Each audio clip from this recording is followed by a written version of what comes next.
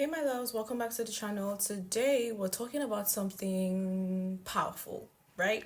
So this white man is on TikTok.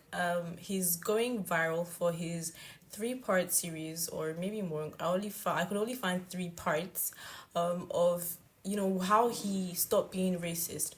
This is deeper than people are ready for, right? Anyways, let's take a look at what he explains, how he explains his journey went, all the questions people are asking him and everything he was taught growing up. Anyways, I don't want to talk too much. Let's watch.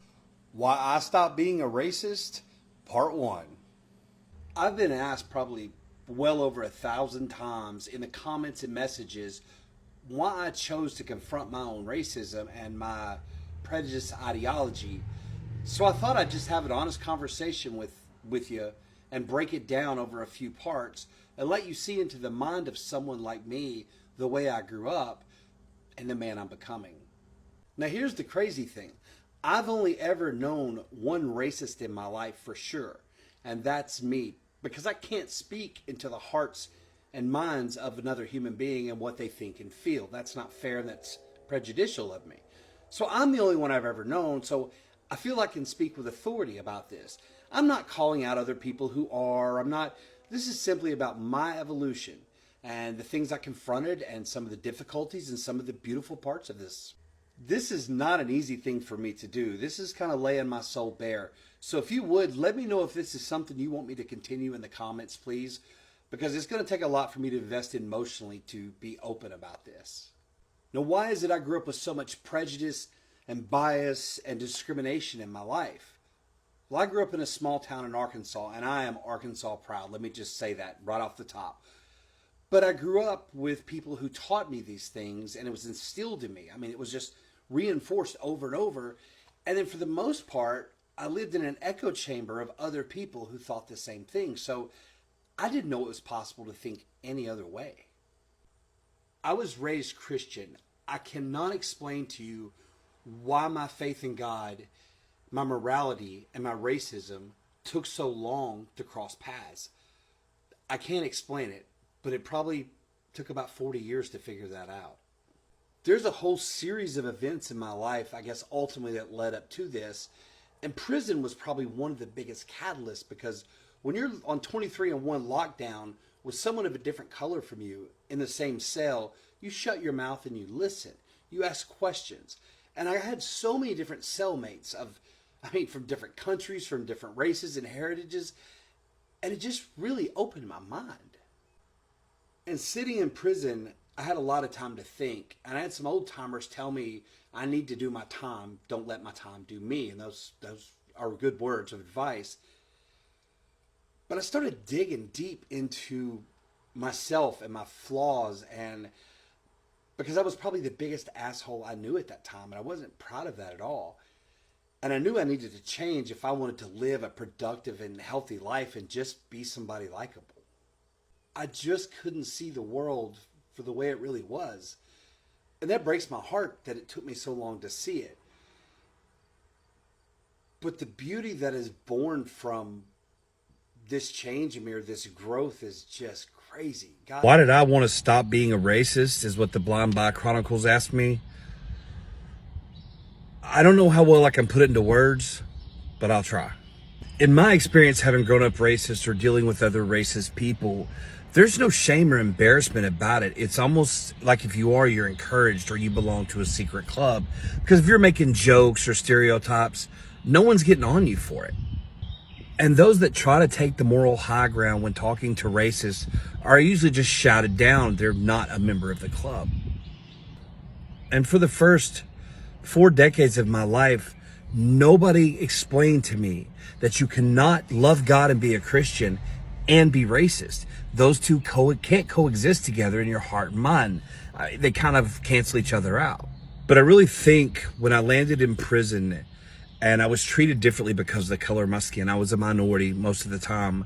And even for those briefest moments of feeling like a minority and being discriminated against, if you will, I didn't like it. I didn't like it at all.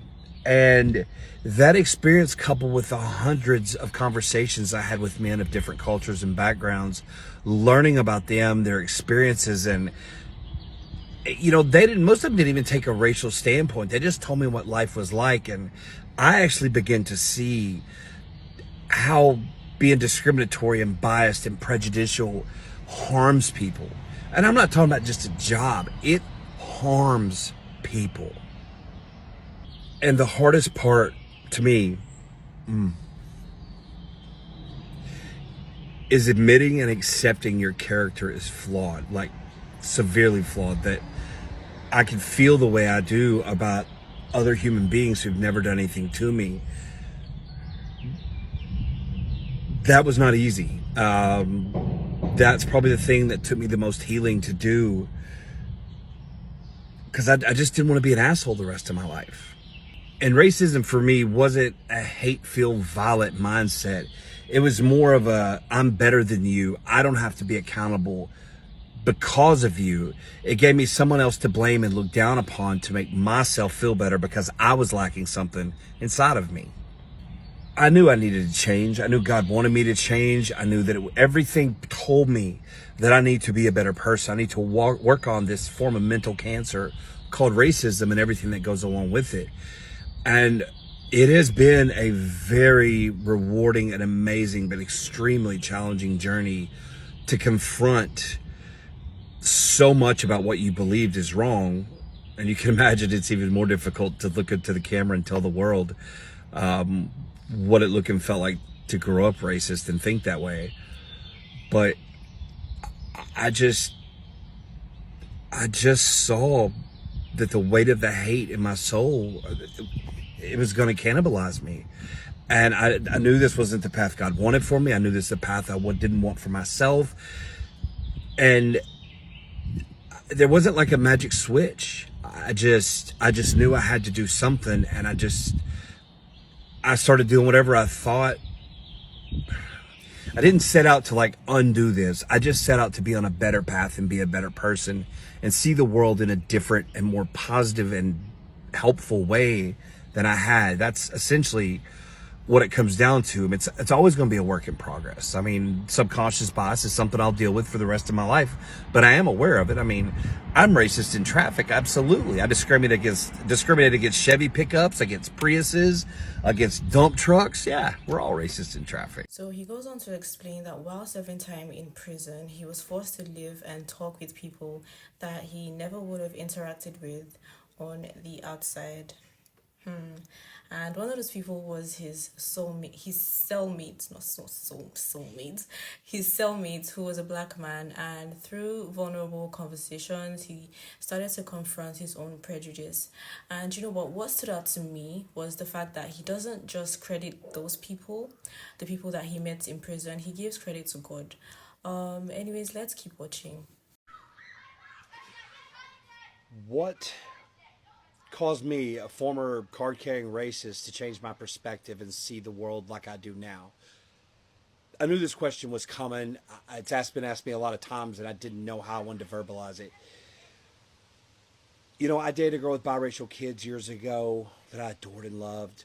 You spend 23 and 1 with a person of color in a prison cell. You get to know them really well. You have to get along. You ask questions. You listen. You learn. I mean, I'd love to tell you it's all these experiences, but being transparent, truth be told, I didn't have the strength and courage to do this on my own. I lacked that to have enough to fight this disease, is the best way to say it. So I give absolute credit to God because he set me on this path. I realize I'm called to serve, and other people, by that I mean, and he pulled back the curtain. And I've always been the type of man, once I know something or I see something, I can't unsee it or unknow it. Now, I might have stayed willfully ignorant to some things because I know how the man I am. Once I know it, it's going to change me. So I might have purposely ignored things. I'll admit that. But once I really delved into this, and it basically got down to me, I solved problems by looking at it and then immediately stepping 180 degrees into the other side of the equation and looking at it. So I asked myself two easy questions. And have you ever never met anybody who can answer them? The first one, I asked myself, what did Black America or people of color ever do to me? Now, I'm not talking about having a beef with another human being as a person of color. I'm talking as a whole, as a community. Thought long and hard about it. Couldn't answer it. And then I asked myself, what has the shield of racism, this powerful kryptonite against black people. How has it protected me? It hasn't. It never will. My racism is a disease of the heart and mind. And one of the hardest parts about this journey is you're going to have a identity crisis or crisis of character, because you have to admit that your character is flawed, it's corrupt, part of it, and that you're wrong, and you've been taught wrong, and you've believed wrong, and you were just fundamentally wrong. And that is hard for a lot of people's egos. But I'm going to tell you, when you come on the other side of this and you get past this and you learn to forgive yourself for thinking this way about people you don't even know, because you're going to have to do that. But once you do, the world is so beautiful. The colors are brighter. The sound is more melodious. Things taste better. You have a different perspective. It's healthier. It's hard. It's something I will fight subconscious bias for the rest of my life. But it's a fight I'm now prepared for. Hope that answers your question. Have a great evening. Why I stopped being a racist? Part 2. At one time, I very much was the enemy. So I think it's important that you can see sometimes into the mindset of somebody like I was, so maybe that we can better understand it going forward. And again, these are just my experiences, my opinions, and my thoughts. It doesn't take a rocket scientist to know that I had prejudice and bias and discrimination and bigotry inside me. I knew this. Understanding that it was wrong and accepting that my character was flawed was way more difficult. People see what they want to see. I'm absolutely guilty of that. I only sought out information that further proved my ideology the way I thought, no matter how wrong it was. But I did this over and over, and it just further reinforced in my head that what I was reading and hearing was true. Accepting that you have a massive character flaw is not easy for anybody of any race or gender. It sucks.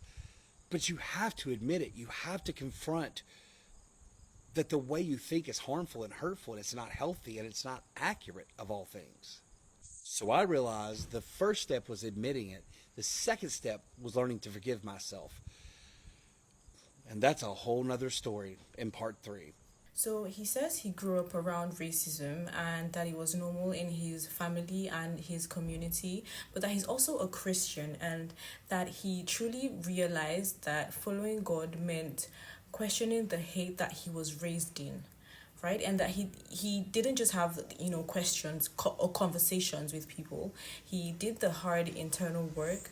And if you ask me, that's what makes it real, right? What do you guys think? Please let me know your thoughts in the comment. What do you think? I think it makes it real. The fact that, he had to ask the questions, he had conversations, and that he thought to himself, and he realized that there was a lot of work to do internally, and he did that. Why did I want to stop being a racist, and why am I so passionate about HBCUs and Black American history? I get asked that all the time. Well, to tell the truth, it all started with a tiny little splinter in my finger. Now, I did a podcast the other night in Connecticut with a friend of mine named Ian Bick, and we were talking about my past and kind of where my life has gone. And he looked at me and he's like, "You mean to tell me a tiny little splinter in your finger completely and irrevocably changed the course of your life and put you on the path that you're on?" And I looked at Ian and I'm like, I never thought of that before. 23 years ago, I had gotten a splinter in my finger, and on that splinter was some bacteria that got into my bloodstream, and it stopped in my arm right there where there's a big scar, and it was called cellulitis, and my arm blew up really big, and I had to go in and have major surgery because it almost cost me my life. But they took a chunk of my arm out, and I had to wear a pump forever to get the infection out. It was a big old mess. Because the pain was so intense, they gave me hundreds and hundreds of pain pills for me to take to kind of negate the pain. But what they didn't tell me would happen is that I would form an addiction. Now, this was a pretty serious addiction to pain pills, and it went on for about 10 years.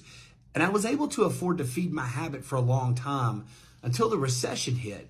And I no longer could, and I started committing crimes to feed my addiction. It got that bad. I was taking a ton of pills every day. And my horrible choices landed me in prison. I spent 3 years total there for this. And it was in prison where God started to pull back the veil from my eyes. I couldn't see that at the time. I remember, I met people from all different cultures and backgrounds. A lot of guys couldn't read, and I would get books out of the library and read them, and then I would retell the stories to them, trying to entertain and educate them at the same time. Not knowing this is just kicking off a love of history, especially Black American history, that I didn't know I had. And when I got out of prison, I went about the task of rebuilding my life, which is challenging to say the least. I got my CDL, got into a truck. But I guess it's when I started back in society and I started to look at the world differently. I had a lot more empathy in my heart. I was way more open-minded. And I started to realize so much of what I've been told was a lie. And my character was flawed. And with introspection and time, I started to see these things and notice the world wasn't like I thought it was. It wasn't equal, it wasn't fair, and it wasn't just. And it's hard to explain, when God gets a hold of you and you're on a path that, as I began to change and evolve, it was all internal, right? It wasn't something I spoke about. But ironically, when I started making TikTok videos, I did one of science experiments. They went viral. And then I told the story of John H. Johnson, who founded Jet and Ebony magazine, and that went viral. And I realized I had a lot more of these stories that I knew and loved. And it's just, as I started doing it and I started looking at more and more historical figures, HBCUs were a common thread, these historically Black colleges and universities. And something clicked in my head. I don't know what, but it was like I bit this bone. And I went down this rabbit hole of just beauty and amazing history. And I started to realize how interconnected our world truly is. And to quote Dr. Martin Luther King Jr., our lives begin to end the day we become silent about things that matter.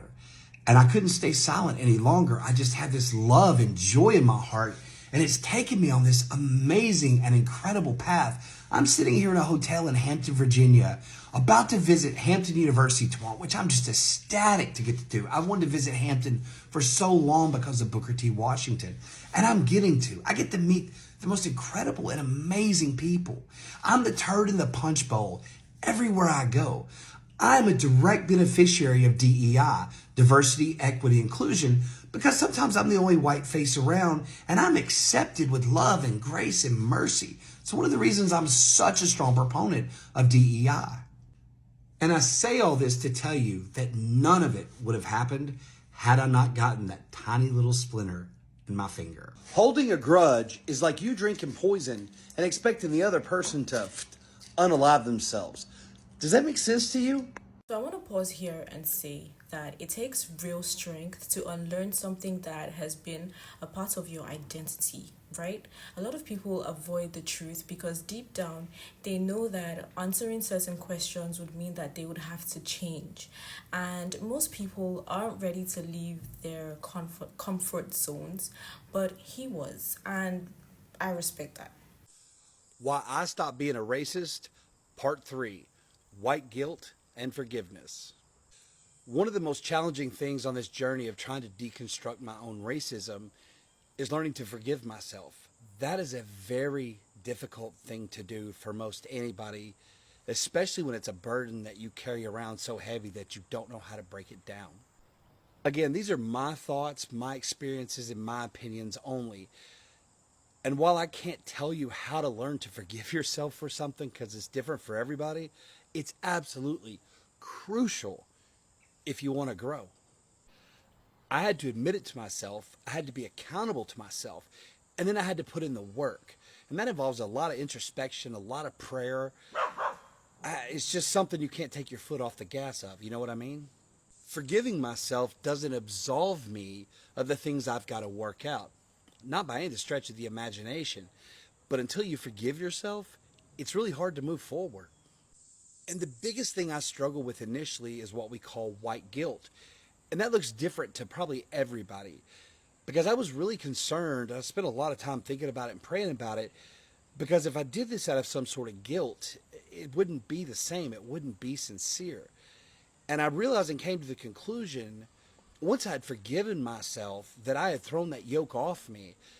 Now I'm just free to love. I'm just free to grow and be open-minded and experience all these new things with an open and transparent heart. Racism is not a switch you can flip on and off. It doesn't work that way. It's a long process. It takes a lot of commitment. Now, let's get into the fun part, right? Where he tells other white folks that if they are racist in America today, that they probably shouldn't be using a whole list of everyday inventions because black people created them. And he goes on to start listing the things that, anyways, let's watch. If you're really committed to being a racist in this country, you can't unsee what I'm about to show you. You might want to start checking Amazons for blankets, because this gas furnace behind me, you don't get to have one of those either, because that was invented by a black woman named Alice Parker around 1920. She received a patent on it. Yeah, that's how we stay warm today. I mean, if you love potato chips, they got to go, because a man named George Crumb, a chef in New York, had sent French fries out with a meal and a customer complained. So what did Mr. Crumb do? He sliced potatoes so thin, fried them up, dumped a bunch of salt on them, and sent them out. And that is the American delight of potato chips. They gotta go. Here in the bathroom, Lotta Newman patented the first hairbrush with synthetic bristles in 1898. And she's just the third black American woman to ever receive a patent. Now, I know this isn't going to affect those skinheads very much. In 1892, George Sampson of Dayton, Ohio, received patent number 476,416 for what is the forerunner of the modern dryer we use today. It's going to suck drying your clothes outside. In the late 1880s, Samuel Scottron of Pennsylvania patented the curtain rod. Woo, that's going to piss off some white girls. It's going to be really hard to plan racist rallies without a color monitor. Invented by Mark Dean, an engineer at IBM, he is also on 3 of the original 9 patents of the IBM PC that came out in 1981. Did you know in 1897, Albert Crowell in Pittsburgh, Pennsylvania, developed the mechanized ice cream scoop? You know, the click that separates the ice cream from the spoon, changing the way ice cream is served. And if you're racist and an ice cream lover, it's going to get worse. I told you it's going to get worse.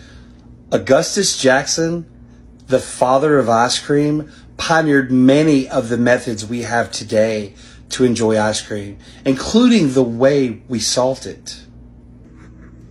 Another thing about being a racist, you're going to have to give up the freezer and frozen foods, because Frederick McKinley Jones of Ohio, who was orphaned at 9 years old with a 6th grade education, a young biracial boy, grew up to invent Thermo King, which is the reason why we have frozen foods that are shipped and stored in stores and our homes.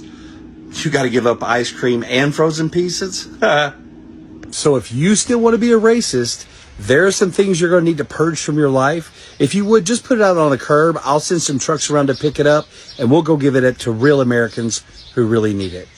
If you're committed to being a racist in this country, you can't unsee what I'm about to show you. Part 2. Do you see that little doohickey on the wall right there, that little white thing? That's called your thermostat. That's how you control your AC.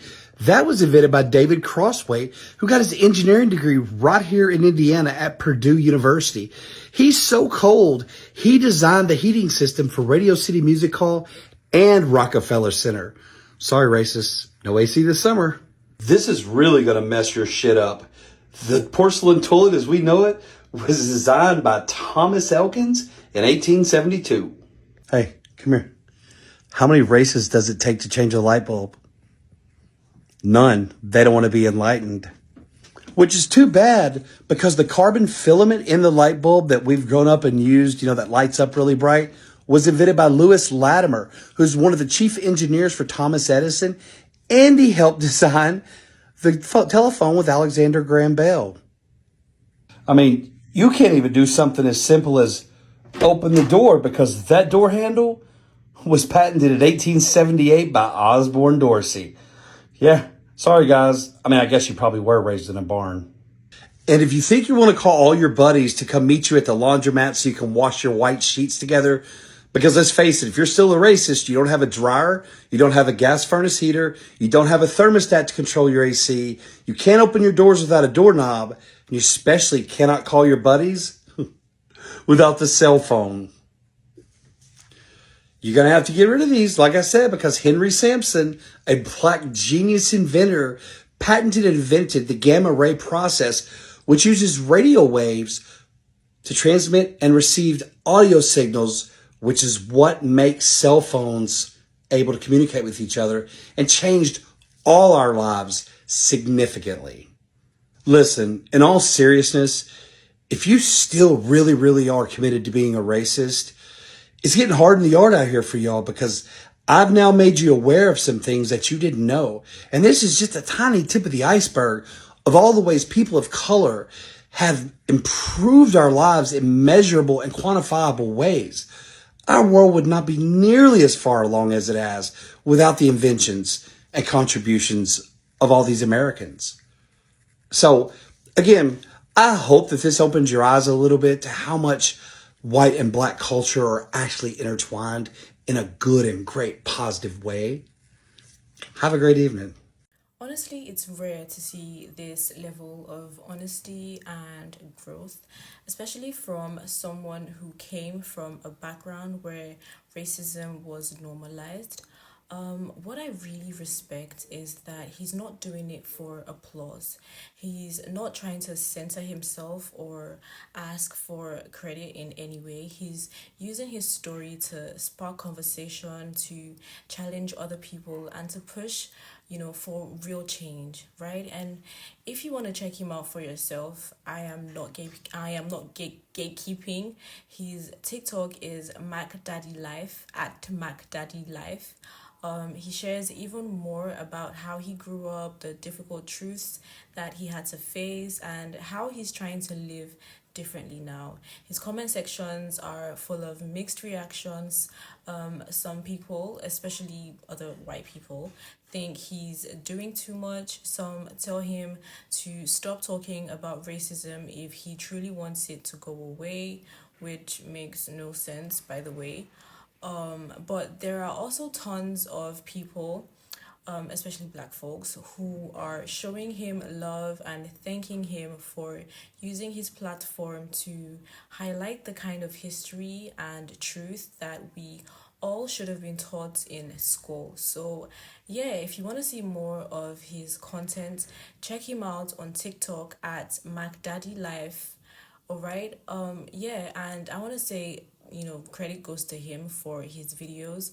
On this video, he was featured. And thank you so much for watching. When you saw this video, let me know what you think in the comments. Do you believe that people truly can unlearn racism? Or do you think that, he has more to do in terms of being accountable? Let me know what you think, right? And yeah, I'll see you on my next one.